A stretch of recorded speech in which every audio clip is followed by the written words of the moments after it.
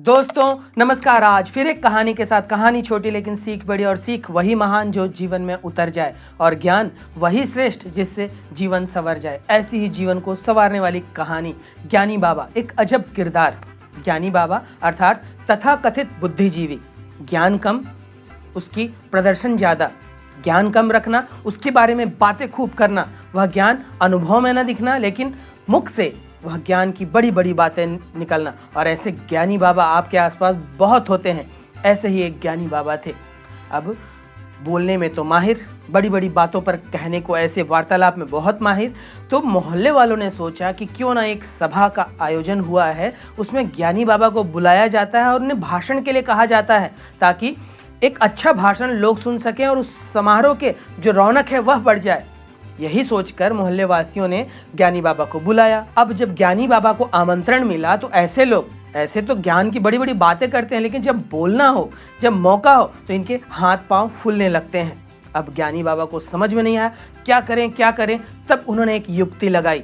जब वे भाषण देने मंच पर चढ़े, तब उन्होंने पहला ही लाइन कहा कि क्या आपको मालूम है कि मैं किस विषय पर भाषण देने वाला हूँ। तब वहां बैठे सभी लोगों ने कहा कि नहीं, हमें नहीं मालूम कि आप किस विषय पर भाषण देने वाले हैं। तब ज्ञानी बाबा वहीं पर गुस्सा कर कि जब आपको मालूम ही नहीं है कि मैं किस विषय पर भाषण देने वाला हूं, तो मेरे यहाँ भाषण देने का मतलब ही क्या। और गुस्साने का प्रदर्शन करते हुए वे वहां से उतरकर चले जाते हैं। अब मोहल्ले वासी सोचते हैं, बहुत शर्मिंदा होते हैं कि अरे ज्ञानी बाबा को हमने गुस्सा दिला दिया, क्योंकि थोड़ा मोड़ा मान सम्मान था उनके वार्तालाप के कारण। वार्तालाप का, उनकी बातों का प्रभाव आम जन पर था। अब ये मोहल्ले वाले सोचने लगे कि क्यों न इसको एक भूल सुधारने का एक मौका दिया जाए और अगली बार में ज्ञानी बाबा को फिर से भाषण के लिए बुलाया जाए। अब मोहल्ले वासी के जो बुजुर्ग थे, जो ज्ञानी लोग थे, उन्होंने पहले से कह दिया था कि जब ज्ञानी बाबा पूछें कि मैं क्या भाषण देने वाला हूं, तो सब कहना कि हाँ, हमें पता है कि आप किस विषय पर भाषण देना चाहते हैं। वैसा ही होता है। अगला कोई समारोह होता है, ज्ञानी बाबा को फिर बुलाया जाता है। ज्ञानी बाबा फिर अपना दिमाग लगाते हैं और जब स्टेज पर चढ़ते हैं तो वे वहाँ से कहते हैं, क्या आपको मालूम है कि मैं किस विषय पर भाषण देने वाला हूँ। तब सभी लोग कहते हैं कि हाँ, हमें मालूम है कि आप किस विषय पर भाषण देने वाले हैं। तब यह ज्ञानी बाबा फिर गुस्सा का प्रदर्शन करते हैं कि जब आपको मालूम ही है कि मैं किस विषय पर भाषण देने वाला हूं, तो मेरे यहाँ भाषण देने का क्या मतलब। और गुस्साने का, क्रोध का प्रदर्शन करते हुए वे वहां से उतरकर चले जाते हैं। वहां के लोग हतप्रभ रह जाते हैं कि अरे ये किस तरह से ये घटना घट रही है। अगली बार फिर बुलाया जाता है ज्ञानी बाबा को। अब जो वहाँ के बुजुर्ग, वहाँ के जो ज्ञानी लोग रहते हैं, वे बोल देते हैं कि आधे लोग कहना कि हाँ हमें पता है, और आधे लोग कहना कि हमें पता नहीं है। वैसा ही किया जाता है। ज्ञानी बाबा आते हैं मंच पर, फिर से वही प्रश्न कि क्या आपको मालूम है कि मैं किस विषय पर भाषण देने वाला हूँ। तब आधे लोग कहते हैं कि हाँ हमें मालूम है, और आधे लोग कहते हैं कि हमें नहीं मालूम। तब ज्ञानी बाबा दिमाग लगाते हैं और कहते हैं कि ऐसा करो, जिन लोगों को मालूम है कि किस विषय पर मैं भाषण देने वाला हूँ, और वे जो नहीं जानते कि मैं किस विषय पर भाषण देने वाला हूँ, उनको अवगत करा दें। और यह कहते हुए वे मंच से उतरकर चले जाते हैं। दोस्तों, यही है ज्ञानी बाबा। बातें बड़ी बड़ी, लेकिन जब मौका पड़ता है तब उनके हाथ पांव फूलने लगते हैं। फिर वह ज्ञान कोई काम नहीं आता। वे ज्ञान केवल शास्त्रों का रह जाता है, वह ज्ञान केवल किताबों का रह जाता है। तो इस हास्य कथा से हम यही कहानी सुनते हुए कि ज्ञानी बाबा ठीक है, ज्ञानी बाबा समाज के लिए ठीक है, दिशा दिखाने का काम करते हैं, सही गलत बताते हैं। लेकिन ऐसे ज्ञानी बाबा का क्या मतलब। जिस ज्ञान को वो प्राप्त कर रहे हैं, जिस ज्ञान को वो पढ़ रहे हैं, उसे अपने ही चरित्र पर अमल ना किया जाए तो उस ज्ञान का कोई मतलब नहीं रह जाता। ज्ञान तो वही श्रेष्ठ है जिससे जीवन संवर जाए। ज्ञान वही श्रेष्ठ है जिससे धर्म का बुलावा हो, जीवन में धर्म का आगमन हो।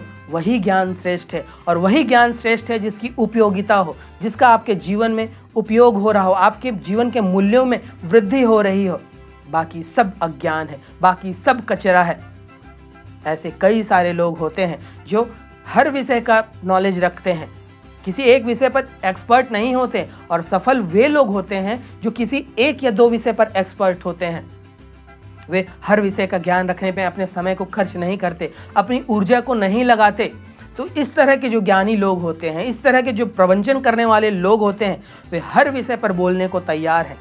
वे इजराइल पर बोलने को तैयार हैं, वे पाकिस्तान पर बोलने को तैयार हैं, वह भारत की कूटनीति पर बोलने को तैयार हैं, वे अर्थशास्त्र पर बोलने को तैयार हैं, वे क्रिकेट पर बोलने को तैयार हैं, वे फुटबॉल पर बोलने पर तैयार हैं, वह शेयर बाजार पर बोलने पर तैयार हैं। ऐसे ज्ञानी बाबा समाज के कोई भी काम नहीं आते हैं, एक्सपर्ट ही काम आते हैं। तो आपको भी अपने क्षेत्र में एक्सपर्ट बनना होगा, अपनी ऊर्जा को एक दिशा में लगाना होगा। वह आपका साधना हो, वह आपका कोई आपने अपना टारगेट बनाया हो, आपके जीवन का लक्ष्य हो, आपके जीवन का सपना हो। जब अपनी पूरी ऊर्जा उस दिशा में लगा लेंगे तभी आप जाकर कहीं पर वृद्धि कर पाएंगे। इस कहानी से हमें यह भी सीख मिलती है कि किसी भी आदमी से उसकी प्रकृति के विरुद्ध कभी कोई कार्य नहीं कराया जा सकता। ज्ञानी बाबा ज्ञानी नहीं थे, लेकिन उन्हें भाषण के लिए आमंत्रित किया गया। भाषण पर उनके पैर फूल रहे थे, पैर कांप रहे थे। उन्होंने किसी तरह युक्ति लगाकर अपने आप को बचा दिया भाषण देने से। भाषण देते तो उनकी वास्तविकता सामने प्रकट हो जाती।